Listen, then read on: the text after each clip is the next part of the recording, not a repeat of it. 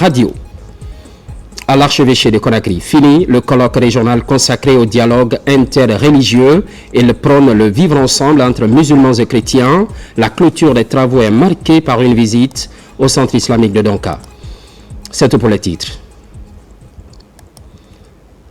Après son élection à la présidence de la République, Mamadi Doumbouya effectue son premier voyage officiel à l'aéroport Ahmed Sékou Touré ce vendredi devant la classe dirigeante. Le chef de l'État quitte Conakry pour Addis Abeba, une réponse à l'invitation de l'Union africaine, et c'est pour participer au 39e sommet de l'instance continentale. Adjudant-chef Aboubakar Kamano de la presse militaire. La Guinée fait son retour au sein de la grande famille africaine LUA, une organisation à la création et au renforcement de laquelle elle a activement contribué. Ce retour très attendu marque la place d'un pays pilier de l'Union africaine, dont l'engagement panafricaniste est unanimement salué sur le continent. Fidèle à sa tradition de leadership depuis les premières heures, la République de Guinée a toujours su assumer pleinement son rôle au sein des instances africaines. Notre pays prendra part aux travaux du 39e sommet de l'Union africaine, prévu les 14 et 15 février 2026 à Addis Abeba en Éthiopie. C'est dans ce contexte panafricain que le président de la République, son Excellence M. Mamadi Doumbouya, a quitté Conakry ce vendredi 13 février 2026 pour la République démocratique fédérale d'Éthiopie. À l'aéroport international Ahmed Sékou Touré, plusieurs personnalités étaient présentes au cérémonial de départ du chef de l'État. Au bas de la passerelle, le chef de l'État a eu droit à tous les honneurs dus à son statut de président de la République.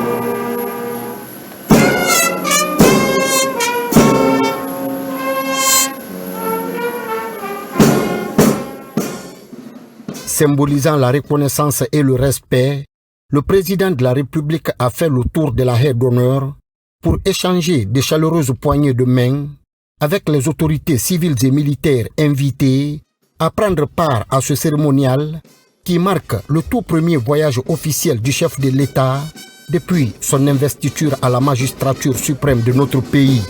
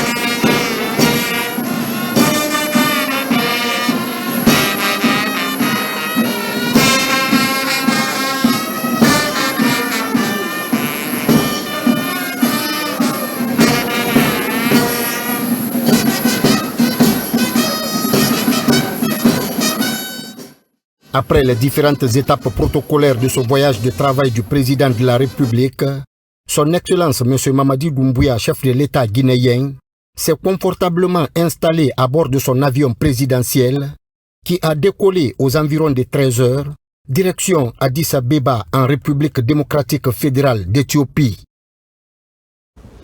Conférence des postes des États de l'Afrique de l'Ouest. On prend la direction de Banjul, capitale gambienne. C'est pour la 3e fois consécutive. Au Conseil des ministres, Mourana Souma est autour de la table. Au même moment, admission de la Guinée au poste de secrétaire exécutif de la CPAO. Marie-Angélique Bangoura, envoyée spéciale. Arrivé ce jeudi 12 février à Banjul, le ministre guinéen de la Communication et de l'économie numérique de l'innovation, Mourana Souma, effectue son premier déplacement officiel à l'étranger, quelques jours seulement après sa nomination. À sa descente d'avion, il est accueilli par le consul honoraire de la Guinée en Gambie, le colonel Aboubakar Yula. Après les civilités d'usage, le ministre se rend au lieu abritant la 3e session des ministres de la Conférence des postes des États de l'Afrique de l'Ouest, CPAO. La rencontre réunit 12 pays membres, dont la Gambie, le Ghana, le Burkina Faso et le Sénégal. Opérateurs postaux et autorités de régulation y échangent autour des enjeux de coopération et de modernisation du secteur postal dans l'espace ouest africain. Je voudrais exprimer nos remerciements les plus chaleureux à son Excellence M. Adama Barrow, président de la République de Gambie, ainsi qu'à son gouvernement pour l'accueil fraternel, la qualité irréprochable de l'organisation et l'attention constante accordée à nos travaux depuis l'arrivée à Banjul. Je voudrais également transmettre au nom du président de la République, son Excellence Mamadi Doumbouya, ses sincères remerciements à son frère, le président Adama Barrow, pour l'honneur qu'il a fait à la Guinée en prenant part le 17 janvier dernier à sa cérémonie d'investiture. Un geste fort qui témoigne de la solidité de nos liens et de notre attachement commun à l'intégration sous-régionale. La Guinée, même en dehors de la présidence, continuera à jouer pleinement sa partition dans le renforcement de notre organisation commune, puisque ça figure comme un des éléments essentiels de notre politique de développement intitulée Simando 2040. C'est dans cet esprit de continuité et d'engagement que mon gouvernement a décidé de présenter la candidature de la République de Guinée au poste du secrétaire exécutif de la CPAO. En passant le flambeau à la République sœur de Gambie, je souhaite plein succès à mon collègue ministre dans l'exercice de cette haute responsabilité. J'invite enfin chacun de nous à veiller scrupuleusement au respect de nos textes. La Guinée, qui assurait jusque-là la présidence du Conseil des ministres de la CPAO, passe officiellement le flambeau à la Gambie, après 4 années de mandat marqué par la relance du dialogue sous-régional. Mais Conakry ne quitte pas Banjul les mains vides. Au niveau du conseil d'administration, le Guinéen est élu secrétaire exécutif de la CPAO, une désignation stratégique qui place désormais la Guinée au cœur du pilotage décisionnel de l'institution. Je ne laisserai pas mon frère de la Guinée, je serai là pour l'appuyer, d'autant plus que je pense qu'on a conçu les projets que nous avons à mener. Donc je reste à votre disposition. Mais c'était un réel plaisir de vous servir. Et merci beaucoup pour votre aimable soutien et de m'avoir fait confiance. En m'élisant par consensus à la tête de notre institution, vous me confiez une mission très très lourde. Mais vous l'avez allégée. Parce que quand vous faites venir à mes côtés un frère siamois aguerri à la tâche, qui ne se présente pas dans le monde postal de la planète Terre, je me dis que le chemin est devenu beaucoup plus facile. Je félicite M. Isaac Nyambayao pour son choix à la tête du conseil d'administration. Au terme de cette rencontre, les experts quittent Banjul avec une feuille de route claire et opérationnelle. L'enjeu est de faire de la poste ouest africaine un véritable outil de développement au service des populations. À travers ce mandat, les autorités guinéennes entendent peser davantage sur les orientations du secteur postal. Retour à Conakry, modernisation de l'administration et de la fonction publique. Le chef du département entame les premières rencontres avec les services placés sous sa tutelle. Faya François Bourouno a sillonné 3 directions stratégiques. À chaque étape, les nouvelles directives sont déclinées. Mamadi Ternak à Misoko. Pour sa toute première activité, en tant que ministre de la modernisation de l'administration et de la fonction publique, l'agenda a été particulièrement chargé pour Faya François Bourouno. Le ministre a successivement rencontré la Direction générale de la fonction publique, l'Inspection générale de l'administration publique et la Direction générale des concours et examens professionnels. Les échanges ont permis de décliner les nouvelles orientations du département après la restructuration gouvernementale et insuffler une dynamique de réforme axée sur la performance, la transparence et la modernisation du service public. L'entretien avec le ministre nous a beaucoup édifié. Il s'est agi principalement de ce qu'on appelle la modernisation. C'est un chantier qui est très vaste.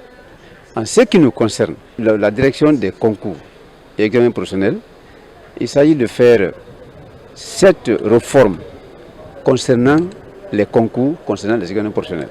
Le travail qui sera fait à l'avenir, c'est vraiment un travail qui va satisfaire le public. Au cours des échanges, plusieurs sujets majeurs ont été abordés, notamment la gestion des ressources humaines de l'État, le renforcement des mécanismes de contrôle administratif et l'accélération de la digitalisation des services publics. Ensemble, nous avions accompli beaucoup de chantiers qui ont été des chantiers réussis. Et donc, il fallait partager ma satisfaction pour le travail accompli.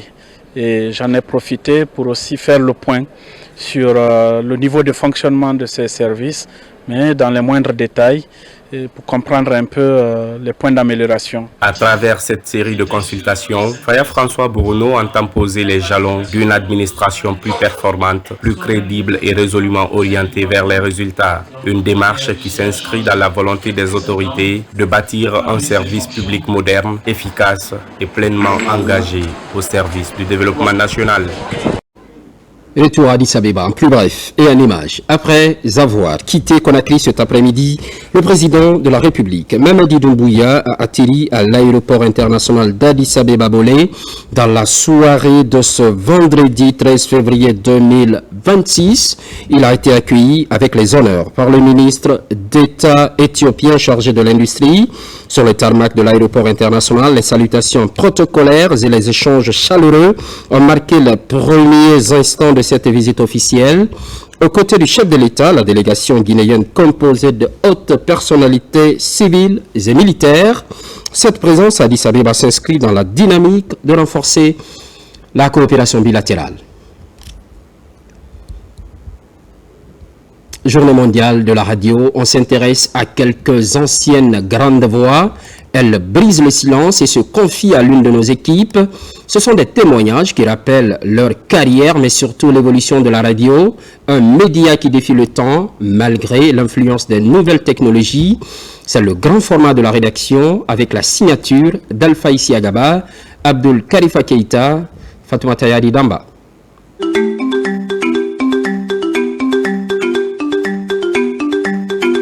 C'est un générique qui a bercé plusieurs générations.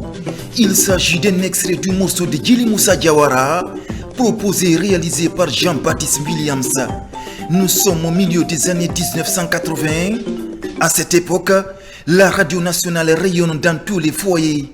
Hadja Maïmouna Diallo, ancienne grande voix de Radio Guinée, se souvient avec émotion de ces moments d'intense ferveur radiophonique où l'antenne rassemblait et informait des millions d'auditeurs. Quand j'entends le générique du journal parler, je suis émue parce que ça me fait rappeler de grandes voix, de la voix de la Révolution et de Radio Guinée. Il n'y avait pas de télévision, il n'y avait que la radio. Donc tout le monde était accroché à la radio. Toutes les informations passaient par la radio. Tout ce que la radio dit, c'est ça la vérité, à tous les niveaux et partout. et c'était suivi. La radio ne se meurt pas. Non, elle ne va pas mourir. Elle n'a plus le poids qu'elle avait. Nous avons également rencontré d'autres figures emblématiques de Radio Guinée. Thierno Mamadou Diallo, journaliste, ainsi qu'Ousmane Kamaradi Ossé, ancien directeur général de la RTG. Aujourd'hui à la retraite, ces grandes voix gardent un regard empreint de nostalgie sur leur début au sein de la radio nationale, une école de rigueur et de passion. La radio, sa place tout à fait au début, c'était donc une place de premier rang parce qu'il n'y avait que la radio elle-même, donc la radio nationale, pas une autre radio, sinon que les autres radios qu'on pouvait écouter, c'était juste Africa numéro 1, Radio France Internationale, la BBC extra, etc. Mais en ondes courtes, mais en FM, non, il n'y avait que juste Radio Guinée. Toutes les émissions avaient ce caractère politique. La chance, n'est-ce pas, à ce début, c'est que vraiment la plupart de ceux qui venaient, et surtout que les cadres ne sont venus à la radio qu'à partir des années 70, et les sortants, n'est-ce pas, des universités. Donc il y avait quand même vraiment des compétences. Vraiment, les gens avaient une bonne culture, une bonne formation. Il suffisait seulement de transiter un peu vers le studio école pour montrer à chacun comment dire, donc comment parler, pour ne pas dire comment lire un texte, n'est-ce pas, à la radio. Nous, on avait ce qu'on appelle le conducteur, ce que vous n'avez pas aujourd'hui. En plus, on prenait aussi des émissions qu'on animait. Et c'était ça. C'est pas comme aujourd'hui où vous avez d'autres types de régie d'antenne ou de conduite de l'antenne. Ce n'est pas pareil. Nous, on a commencé, on n'avait pas le numérique. Donc, tout était écrit à l'époque. Je suis arrivé directeur de la RTG en 2010. Je suis resté là quelques mois. J'ai quitté et je suis allé dans le privé. Mais en ce 21e siècle, la radio fortement bousculée par l'essor des nouvelles technologies de l'information et de la communication. Face à la concurrence numérique, des réseaux sociaux et des plateformes en ligne, elle doit se réinventer pour continuer à exister. On ne ment pas à la radio. On sait que les informations qui filtrent aujourd'hui au niveau de la radio, c'est des informations fiables, c'est des informations claires.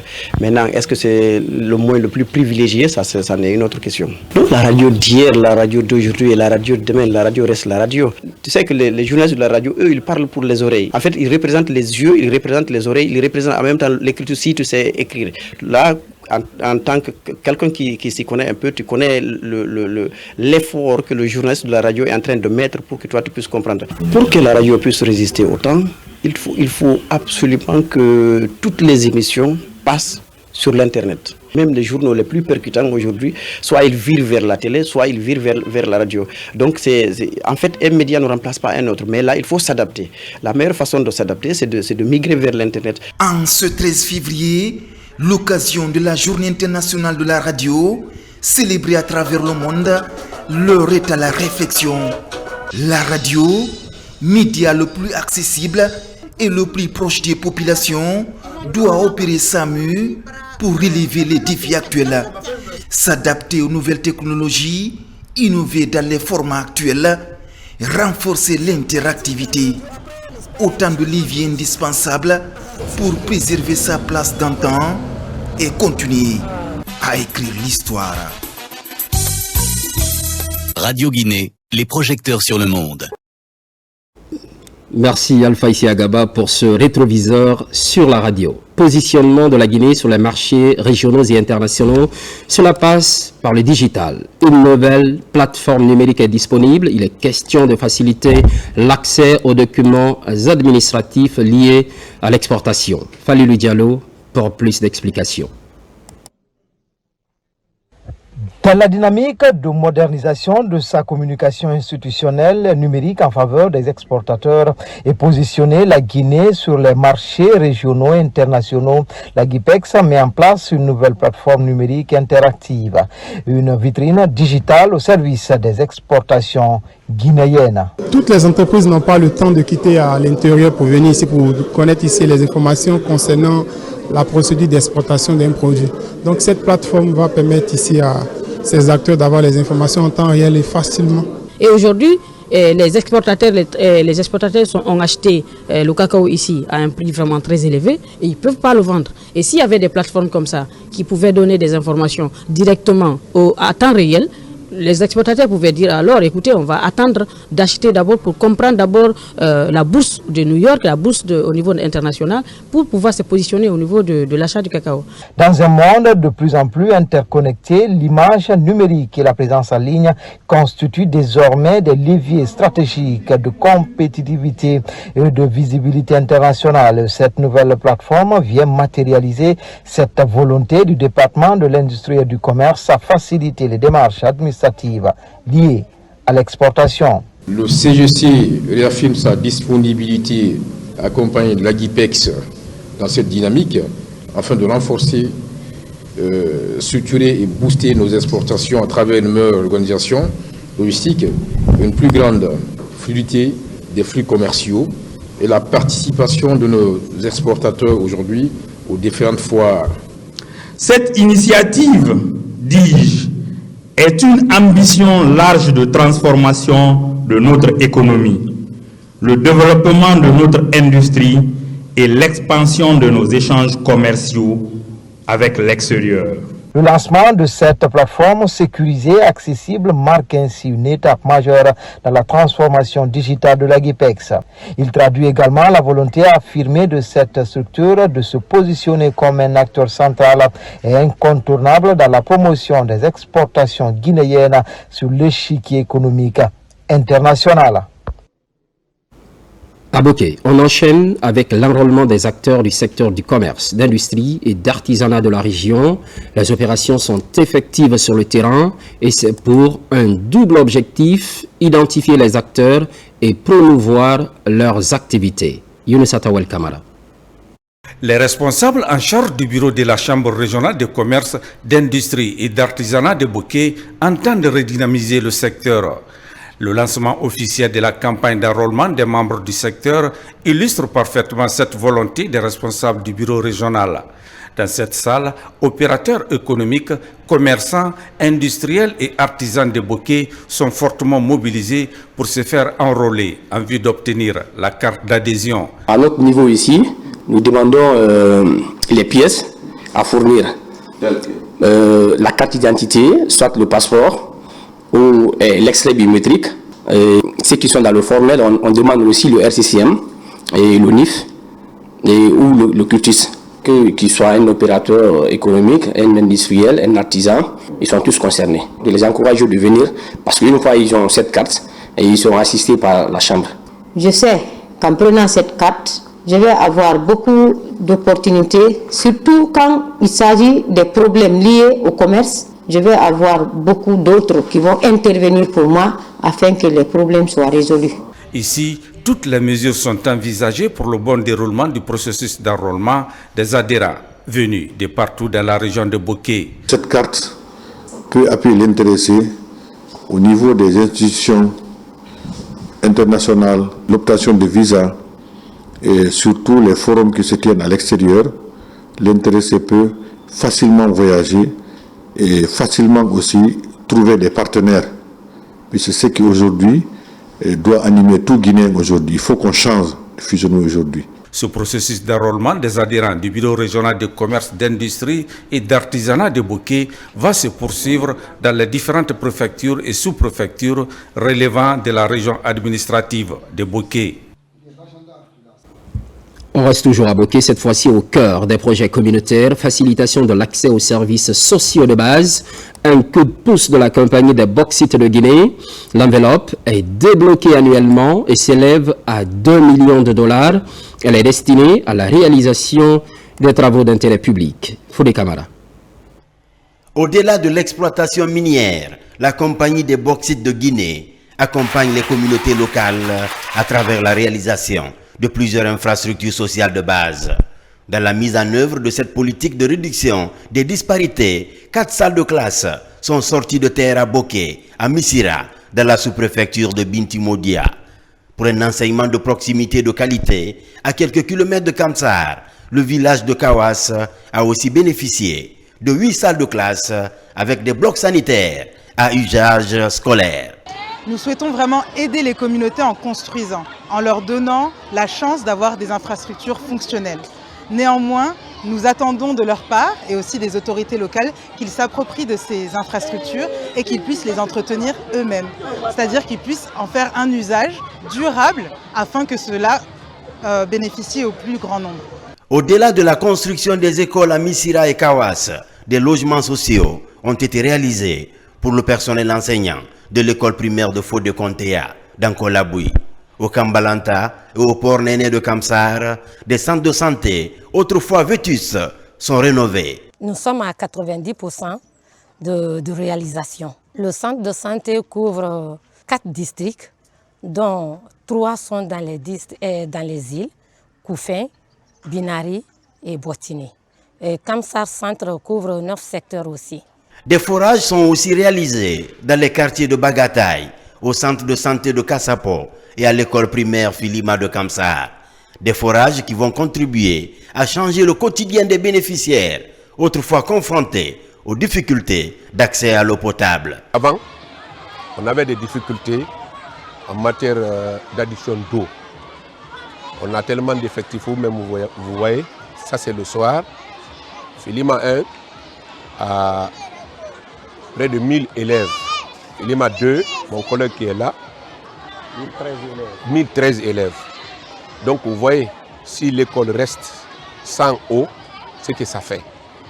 Donc ça nous a vraiment soulagés. Ici c'est une structure sanitaire. On ne peut pas vivre sans l'eau. Les malades sont là. Les malades sortaient pour chercher l'eau. On avait un peu amélioré, mais néanmoins ça ne satisfait pas la population. Du fait qu'aujourd'hui on a un forage, c'est une satisfaction totale pour nous parce qu'il y a l'eau 24 heures sur 24 heures. La population ne souffre pas. Dernière escale de ce marathon de 72 heures au cœur des projets communautaires de la CBG, la cité de Kamsar, pour cultiver le goût de lire chez les élèves et démocratiser l'accès au savoir pour la jeunesse. La rénovation de la bibliothèque communautaire de Kamsar avance à grands pas.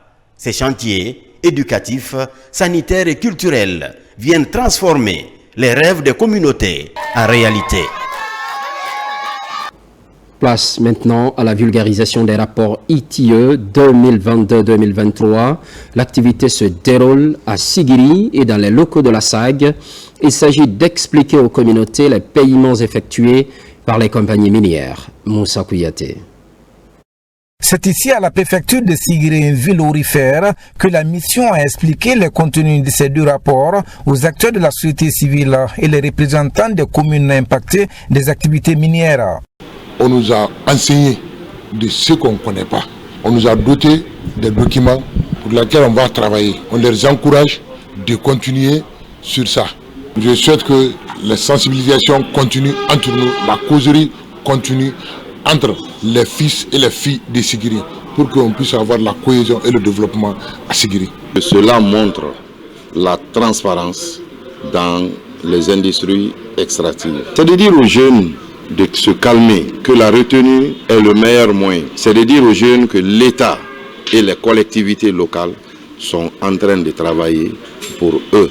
De la préfecture, la mission s'est rendue à la SAG, principale société minière de Sigiri, pour le même exercice. Un exercice soutenu et apprécié par les responsables de la société Anglo-Gold Ashanti de Guinée. Et les chiffres présentés dans ces rapports aujourd'hui nous montrent à suffisance la contribution de façon générale que font les sociétés minières, mais surtout celle de la SAG, que nous avons l'aimabilité de produire ces rapports de façon mensuelle ou annuelle. Sur la base de cette présentation pour 2022-2023, nous essayons de voir clairement quelle est effectivement notre part, n'est-ce pas, de responsabilité. C'est vraiment un rapport qui nous intéresse et qui doit intéresser toutes les sociétés minières à travers la Guinée. Selon les rapports, la production artisanale de l'or a dépassé la production industrielle ces dernières années. Pour ces responsables de la SAG, des dispositions doivent être prises par les autorités pour changer la donne. Par ailleurs, entre civils et militaires, le débat s'installe. L'Université générale Lansana-Conté de Symphonie a servi de cadre. Objectif, briser le tabou entre ces deux entités. Il est question de mieux outiller la jeunesse face aux défis du marché de l'emploi. Adjudant Abdelkader Kamara de la presse militaire. La générale de brigade Fatoumata Yari Silla, directrice générale des pensions militaires et anciens combattants, troque le commandement pour la transmission du savoir-faire. Ici à l'Université générale Lansana Conté de Somfounia, elle préside une séance intensive de renforcement de capacités. Au menu pour ses participants, le leadership professionnel, la gestion des ressources humaines et les techniques de recherche d'emploi.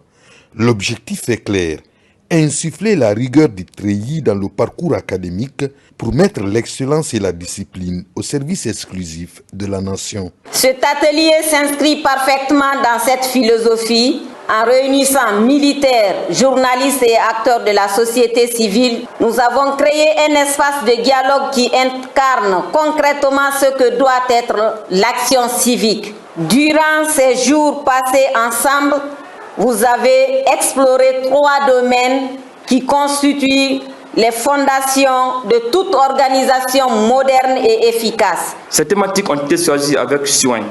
Elles répondent aux exigences actuelles du monde professionnel, aux enjeux de gouvernance moderne et aux nouveaux défis de la communication numérique. Pendant plusieurs jours, les barrières hiérarchiques et les clivages entre civils et militaires se sont effacés. Facilitateurs et participants ont communié autour d'un idéal unique. Renforcer la capacité des forces de défense et de sécurité, mais aussi les civils dans ces modules-là, c'est de leur permettre de comprendre toutes les dimensions, toute la chaîne d'une décision qui va forcément impacter la vie de leurs collègues, leurs camarades et leur société. Nous avons appris avec eux le leadership, le management, en plus la gestion des ressources humaines, ce qui nous rend très forts dans le futur, comment collaborer, échanger avec nos chefs. Cette initiative de la structure de communication Arcom Guinée prouve que la rigueur militaire et l'effervescence universitaire forment un alliage puissant. En transmettant ses valeurs, la générale de brigade Fatoumata Yari Silla trace une voie pour la jeunesse, celle d'un leadership sans frontières où l'excellence reste le seul mot d'ordre. Dans l'actualité toujours, préservation et valorisation des ressources naturelles. Un projet local piloté depuis 2023 par les paysans du Fouta Djallon. Pour la clôture, un bilan est dressé. On note des hectares reboisés, des pépinières créées et plusieurs formations au profit des jeunes et femmes. Saint-Martin Fancina de nous. Au cœur du massif du Fouta Djallon, véritable château de l'Afrique de l'Ouest, évolue le projet Hiwen Bourenden Farli, c'est-à-dire protéger la nature et notre devoir. Une démarche innovante de la Fédération des paysans du Fouta Djallon, portée depuis 2023. 3 ans après, les acteurs se retrouvent pour évaluer les résultats obtenus, identifier les défis persistants et tracer des perspectives durables pour la gestion intégrée. On fait dedans de l'alphabétisation pour apporter un plus aux femmes parce que la tâche est plus forte. Mais aussi, il faut savoir que on a fait des cordons pierreux pour protéger davantage les falaises pour que toute l'eau ne ravine pas la terre vers les cours d'eau. Face à ces défis, la Fédération des paysans du Fouta Djallon a porté une approche à la fois ambitieuse et pragmatique, intervenir à l'échelle des sous-bassins versants en associant dans une approche territoriale les collectivités, les services de l'État et l'ensemble des usagers. C'est cette vision concertée que nous avons souhaité accompagner, à hauteur de 800 000 € pour une durée de 3 ans. Co-financé par l'Agence française de développement AFD et de CCFD Terre Solidaire, ce programme a permis d'accompagner les producteurs des préfectures de Koundara, Gawal Mali Tougeli Luma Pita, Labé et Dalaba dans une dynamique collective pour une meilleure gestion des ressources en eau et l'adoption de bonnes pratiques agroécologiques adaptées au changement climatique. Merci à la Fédération paysanne du Fouta Djallon. L'intervention dans le massif du Fouta Djallon s'inscrit en droite ligne des priorités définies par Madame la ministre de l'Environnement et du Développement durable qui nous a instruits en réponse à l'annonce de l'engagement de la Guinée pour l'inscription du massif de Fouta Djallon sur la liste du patrimoine mondial de l'UNESCO et aussi sur la liste de réserve mondiale de biosphère. À travers cette initiative, la Fédération des paysans du Fouta Djallon démontre que la protection des ressources naturelles n'est pas uniquement une question environnementale. Elle est aussi économique, sociale et générationnelle avec un message clair. La sauvegarde des sous-bassins versants est un engagement indissociable de la sécurité alimentaire, de la stabilité rurale et du développement durable de la région. À Kindia, le ministre de la Culture sur le chantier de voile de la mariée, en site en construction classé prioritaire par le président de la République. Objectif de la visite, faire vite et bien dans le but de positionner la Guinée comme destination touristique. Fatoumata Batouli Diallo. Les travaux de rénovation et d'extension du voile de la mariée, bijou naturel de Kindia, avancent à grands pas. Le taux d'exécution est estimé à plus de 82%. Sur le terrain, le ministre Moussa Moïse Silla met un accent particulier sur l'importance de ce site avant d'inviter les autorités administratives et populations riveraines à une bonne collaboration avec les travailleurs pour accélérer les travaux. Il est important pour nous que ce site soit terminé le plus rapidement possible avant le début des grandes pluies. Le site du voile de la mariée n'est plus à présenter. C'est un site écologique qui a un microclimat particulier et qu'une fois fini permettra à Kindia d'être une sorte de carte postale en République de Guinée et bien au-delà. Après la visite du chantier du voile de la mariée, le ministre et sa suite se sont rendus également sur le site des eaux de Kilissi pour accueillir les touristes du rallye Budapest-Bamako. Nous avons voulu venir à leur rencontre pour leur expliquer que la Guinée ne peut plus être juste un point de transit sur un itinéraire international. Nous voulons être un point de séjour, une destination finale pour le rallye, pour les prochaines éditions, parce que nous avons quelque chose à raconter au monde. Les touristes du rallye Budapest-Bamako ont été séduits par l'accueil et la chaleur humaine. Des cadeaux symboliques, casquettes locales et statuettes traditionnelles ont renforcé l'identité culturelle de l'étape. On voit souvent à la télévision, dans les médias occidentaux, et que c'est vraiment unique comme expérience. Les gens sont très sympathiques, on adore, les paysages sont merveilleux. La modernisation du site du voile de la mariée est une ambition nourrie par le gouvernement pour l'accueil de visiteurs internationaux. Avec l'engagement des acteurs locaux, la stratégie de branding guinéen avance, combinant développement économique, valorisation culturelle et rayonnement international. Autre facette de cette édition, mutilation génitale féminine, tolérance zéro à l'échelle internationale. Déjà, les projections sont faites pour 2030. La Guinée n'est pas à l'abri de la riposte contre les MGF, une célébration en différé qui milite pour l'éradication de la pratique. Mohamed Kamara, Al-Khali, Kobele Keïta. La journée internationale tolérance zéro à l'égard des mutilations génitales féminines est à sa 14e édition. C'est une journée qui reste focus sur l'accélération de la lutte contre la pratique des MGF dans le monde.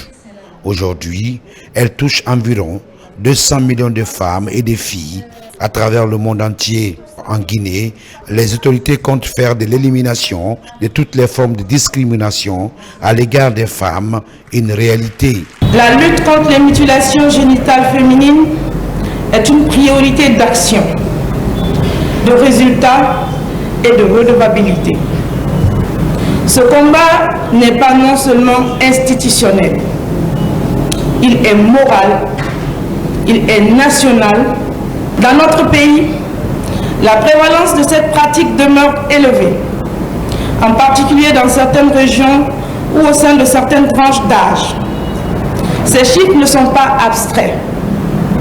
Derrière chaque statistique, il y a un enfant, il y a une famille, il y a un avenir qui peut être compromis à jamais.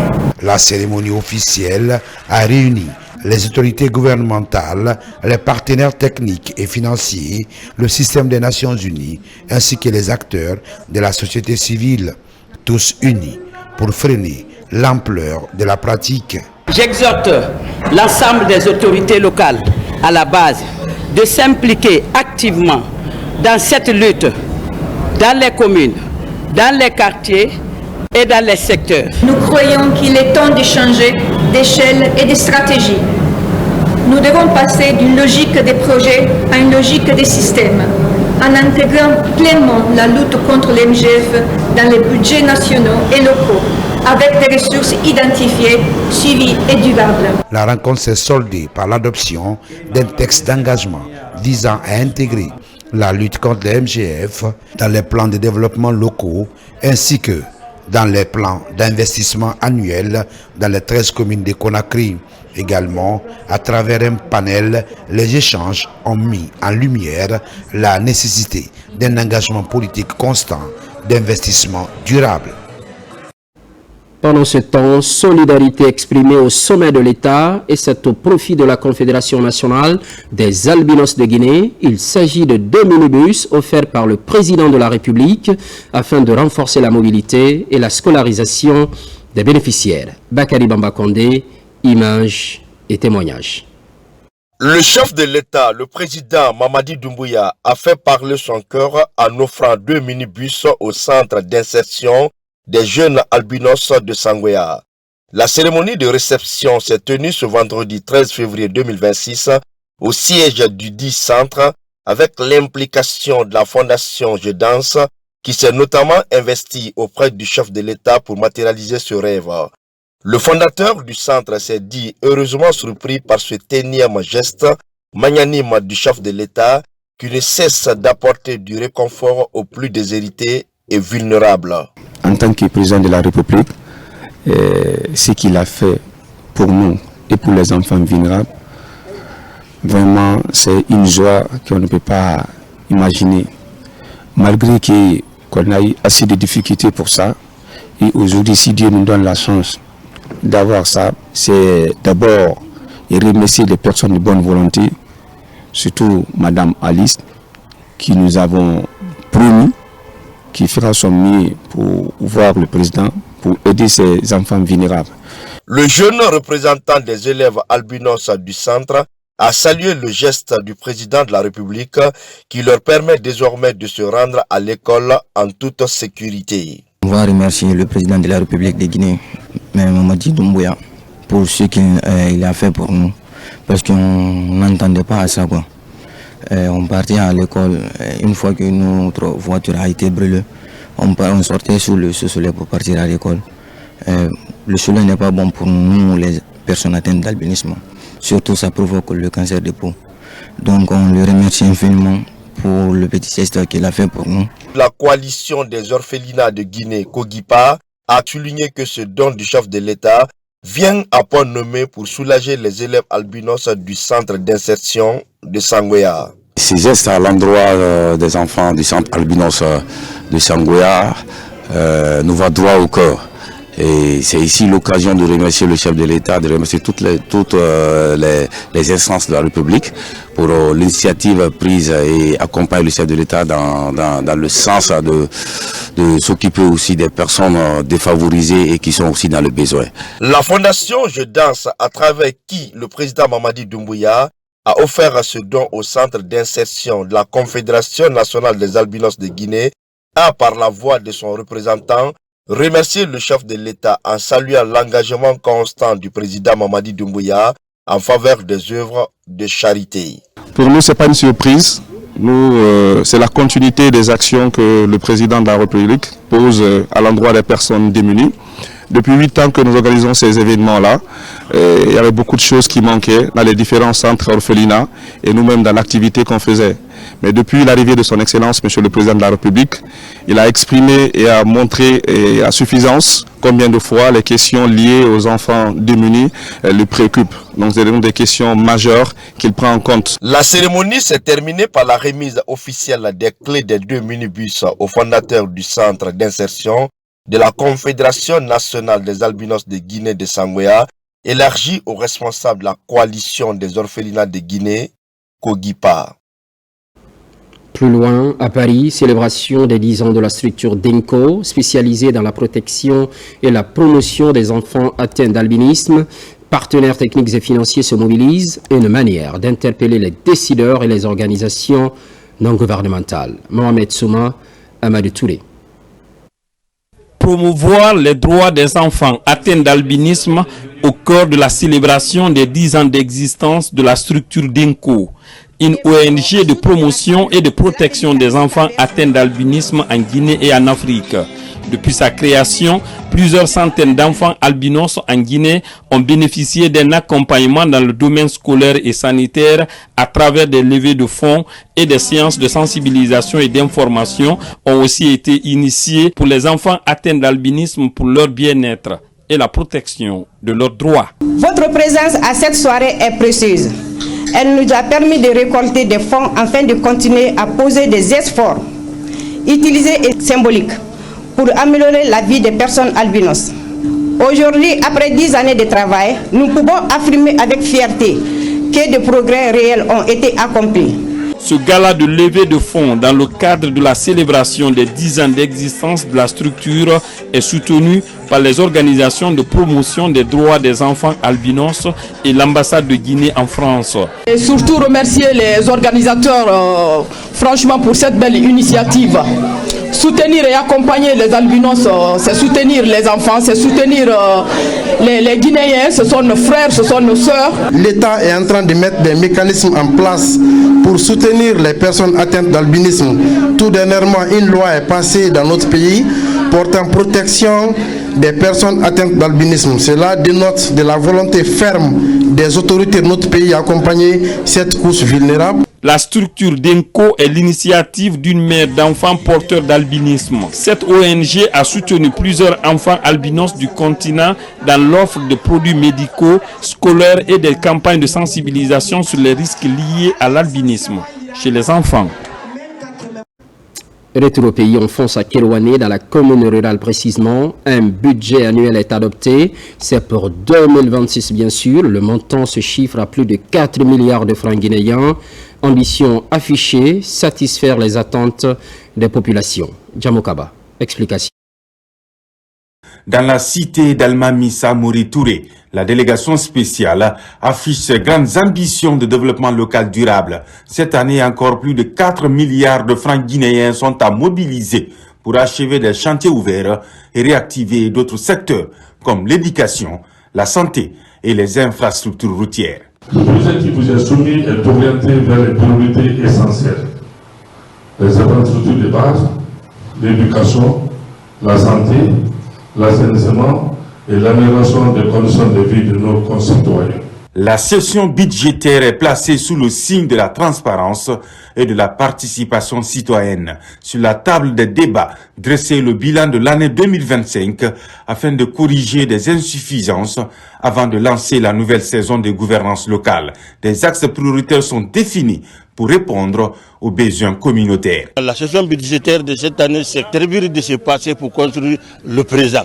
Donc ça cadre parfaitement bien avec la volonté du gouvernement de servir ensemble, d'être ensemble au profit des populations de Guinée. Je demande à tous les opérateurs économiques, aux commerçants, aux artisans, à tous ceux qui doivent payer les impôts, les taxes, pour pouvoir mettre tout en œuvre pour effectivement la réalisation du budget de la commune urbaine de Kerouané.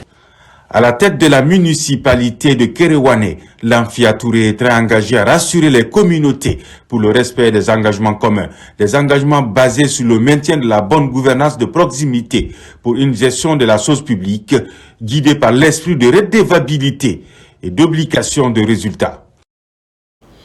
Développement local toujours. En plus des chiffres et de façon plus pratique, réhabilitation de 46,3 km, une route reliant la commune urbaine de Labé aux communes rurales de Noussi, Mambéa et Kankalabé. Concrétisation de la volonté du gouvernement, délai d'exécution, 5 mois. Sarafdine Diallo, Nabilay Moussa Kamara. La réhabilitation de la route de 46,3 km reliant la commune urbaine de Labé aux communes rurales de Noussi, Mambéa et Kankalabé devient enfin une réalité. Longtemps attendue par les populations riveraines, cette infrastructure est réalisée grâce à la volonté du président de la République, Mamadi Doumbouya, à travers le ministère des Travaux publics sur financement du budget national de développement. À l'entreprise chargée d'exécuter ces travaux, nous disons Toli et leur demandons humblement de bien vouloir réaliser cet ouvrage dans les règles de l'art, des normes, de délai impartis et de la qualité requise. Les travaux entièrement mécanisés et intégrant des ouvrages de franchissement s'étaleront sur une durée de 5 mois. Nous nous engageons à réaliser ces travaux dans le respect des normes techniques avec un suivi permanent assuré par les services compétents. Les travaux qui démarrent aujourd'hui portent à la fois sur la chaussée et sur les ouvrages de franchissement le long de la route afin de garantir une meilleure résistance aux intempéries et une praticabilité en toute saison. Le lancement officiel de ce chantier a mobilisé autorités administratives et locales, bénéficiaires et responsables de l'entreprise. Tous saluent un projet structurant, porteur d'espoir pour les communautés traversées. C'est de créer la richesse pour cette population afin que le revenu s'améliore. Pour tous ces actes, nous disons au président de la République, Mamadi Doumbouya, merci. Cette route, une fois réhabilitée, va désenclaver les localités de Noussi, Mambéa et Kankalabé. Relancer les activités commerciales et agricoles, renforcer la cohésion sociale communautaire et positionner à nouveau comme un grenier agricole pour les préfectures de Labé et d'Alaba. Appui aux collectivités locales, un défi que se fixe l'ANAFIC. À Farana, le directeur général de l'institution évalue les travaux en cours de réalisation. Par ailleurs, il profite pour installer le nouveau chef d'antenne de la région. Ibrahima Oulenfofana, Silati Kourouman. Le directeur général de l'Agence nationale de financement des collectivités ANAFIC est à Farana. Objectif de la présence de Sekouma Ouattouré est de toucher du doigt le niveau d'exécution du futur siège du bureau de l'ANAFIC de la région. Selon les spécialistes, les travaux de cet édifice sont à plus de 90% à ce jour. Qui, à travers la lettre de mission qui nous a été assignée et conformément à notre contrat de performance, a bien voulu nous mentionner dans notre lettre et de créer au niveau de toutes nos antennes régionales les conditions de travail décent pour le cadre qui évolue à proximité des collectivités. Et je pense que c'est dans ce sens que nous avons érigé ce bijou qui est en construction et qui, j'espère bien, dans les jours ou les mois qui suivent, va se voir inauguré. Parallèlement, le directeur général de l'Agence nationale de financement des collectivités ANAFIC a aussi procédé à l'installation du nouveau chef d'antenne régionale et le passage de témoins entre trésoriers sortants et entrants. Je mesure à sa juste valeur la responsabilité et l'immensité des tâches qui m'attendent dans l'exercice de cette nouvelle fonction. Je voudrais réitérer ici mon engagement et ma ferme volonté de m'investir et de consacrer toute mon énergie à travailler dans une synergie d'action avec tous les cadres de l'ARA, les services régionaux, préfectoraux, communaux et tous les partenaires de terrain pour l'atteinte des objectifs auxquels nous serons assignés. L'ANAFIC est une structure importante de l'État qui constitue un instrument essentiel de la politique de décentralisation engagée par l'État guinéen. À travers cette institution, le gouvernement réaffirme sa volonté de promouvoir le développement local. Eu égard aux différents résultats générés par l'équipe sortante, le directeur général de l'ANAFIC n'a pas caché sa satisfaction tout en appelant les promus à plus d'abnégation et de sérieux à la conduite et la supervision des chantiers ouverts par l'Agence nationale de financement des collectivités en faveur de la région administrative de Farana. Selon le titre de cette édition, Dialogue interreligieux, l'archevêché de Conakry a été le théâtre d'un colloque régional. Les travaux sont terminés. Le vivre ensemble entre musulmans et chrétiens était au centre des assises. Dernière activité, la visite du centre islamique de Donka. Marie-Simone Noël Tolno, Robert Bangoura. C'est un colloque qui réunit à la fois des fidèles chrétiens catholiques et musulmans. Il aura fallu 3 jours d'intenses travaux pour aboutir à des résultats concluants.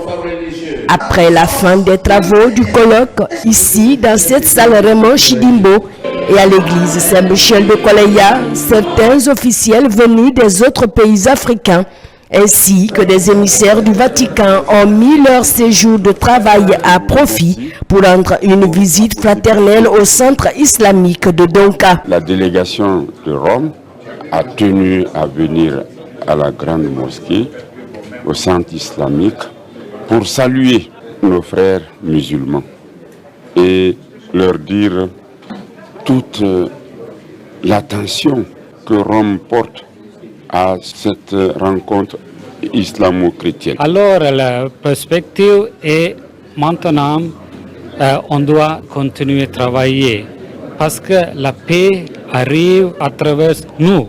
La Guinée étant un pays laïque à l'image de certains pays africains, continue à maintenir la coexistence pacifique entre les confessions religieuses.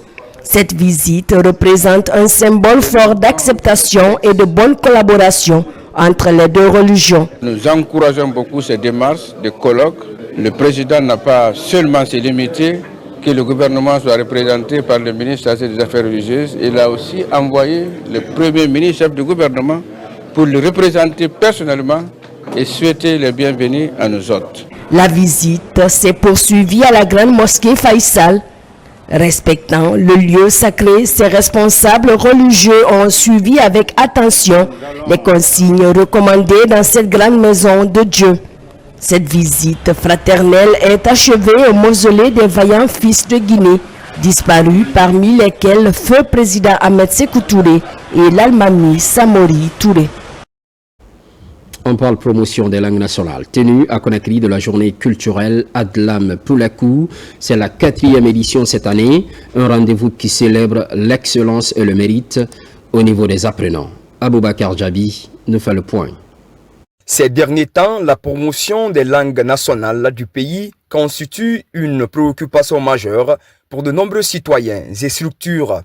Ici, dans la capitale Conakry, la journée culturelle Adlam Poulakou se poursuit dans cette logique pour promouvoir nos coutumes et mœurs.